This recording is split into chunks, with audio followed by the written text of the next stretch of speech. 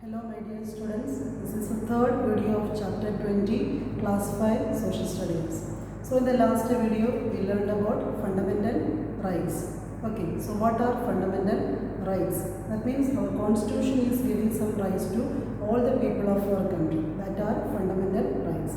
So we learned that fundamental rights, especially the 6 fundamental rights in the last video. So today we are going to learn about fundamental duties.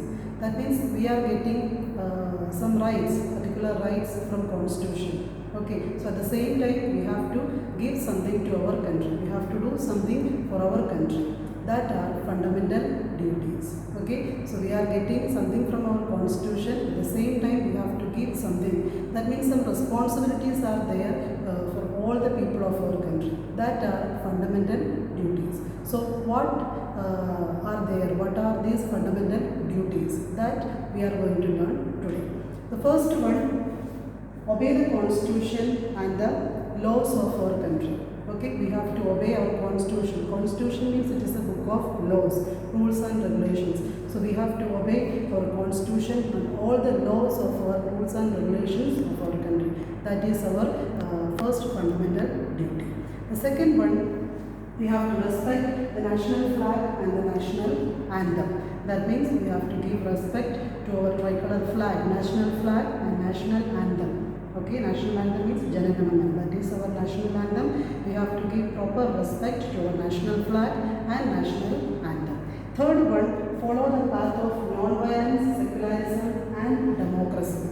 Okay, that is our third fundamental duty. Follow the path of non-violence means it is a personal practice of being harmless to oneself and others under any circumstances, under any situation. Okay, already we learned in the last chapters what is non-violence. So you all know that. So we have to follow that non-violence path, and then we can say that secularism. What is secularism? India is a secular country, that we all know. So what is the meaning of that secularism? Secular.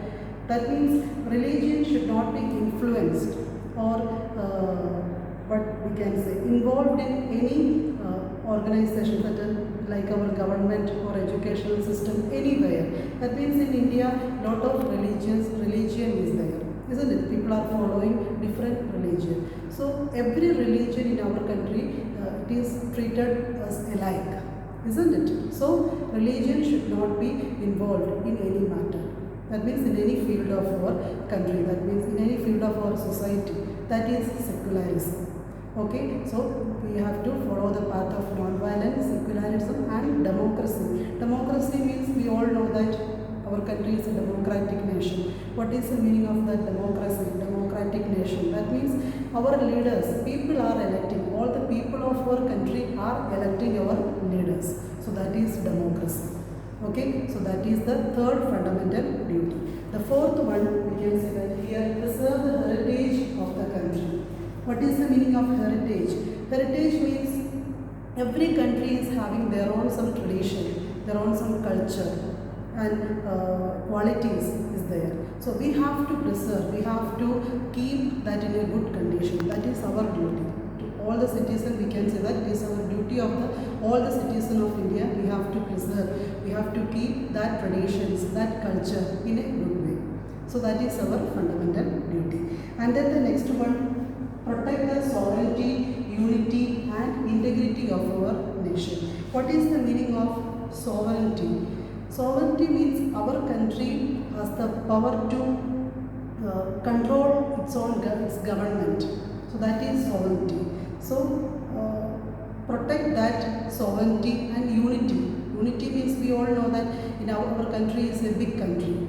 India is a big nation and lot of states are there, but every state is different from others. Okay, that we learned in class 4 also, unity in diversity. So a diversity is there, but we can see that we all are one. We all are united, isn't it? So we have to follow that, protect that unity and integrity. What is the meaning of integrity? Means having some moral principles, good moral ethics principles. So we have to protect that sovereignty, unity and integrity of our country. So that is also our fundamental duty. And then protect the natural resources. Okay, so we all know that our country already we learned in class 4 also about natural resources. Okay, so we can say that we have to protect that natural resources of our country. That is also our fundamental duty. And then avoid social evils like dowry and gambling. So what is dowry? That means dowry means I think all know that suppose when a woman is getting married, at that time that woman's family will give to some money or property to men's family. Isn't it? Normally in our country that practice, that social evil is there. So that is dowry system. So we have to avoid that kind of social evils. And gambling means betting. Okay, that means in some games also we are betting some money. So that kind of gambling and social evils we have to avoid. And last but not the least, wherever we are, okay, in which field we are, we have to do our level best. Try to do our level best in which all the fields you are doing something. That way, in that field, you have to do your level best. So these are our fundamental duties. So after learning these fundamental rights and duties, we all know that some other things are also there. That is especially for our state governments. There are some certain guidelines, instruction to the state governments also for the better governing, or we can say that for the welfare of the people of that particular state. So Constitution is giving some guidelines to the state governments. That is known as Directive Principles of State Policy. Okay, there are some certain instructions or guidelines for the government, state government. So that is known as Directive Principles of State Policy. Okay, so what are they? First one, okay, provide adequate means of livelihood. So adequate means government have to provide this kind of adequate livelihood for the people. That means actually what they want. Okay, that means they are earning some money. So that money, especially for government jobs also, we can say that. So that money without any problems, okay, they have to give. Okay, so that is adequate means of livelihood they have to give to the people of that particular state. Okay, and then the next one we can say that ensure the wealth is not concentrated in the hands of the rich people. So that the state government must have to check. Okay, so the wealth means that income or money, that mostly that is the duty of the government is that they have to check that wealth is concentrating in the hands of the rich people. It is equally distributed. It must be equally distributed. So that is another duty of the state government. And the third one, provide equal opportunities for men and women. Okay, especially in the job criteria, in the government jobs and other colleges, schools. That means they have to give equal opportunities for both men and women. Okay, and they have to prevent child labor also. That we learn in the fundamental rights. Okay, under the age group of 14 years, children it is very harmful areas, that means in factories and mines, it is a punishable offence. So that also they have to check. The state government have to check that they have to prevent that child labor.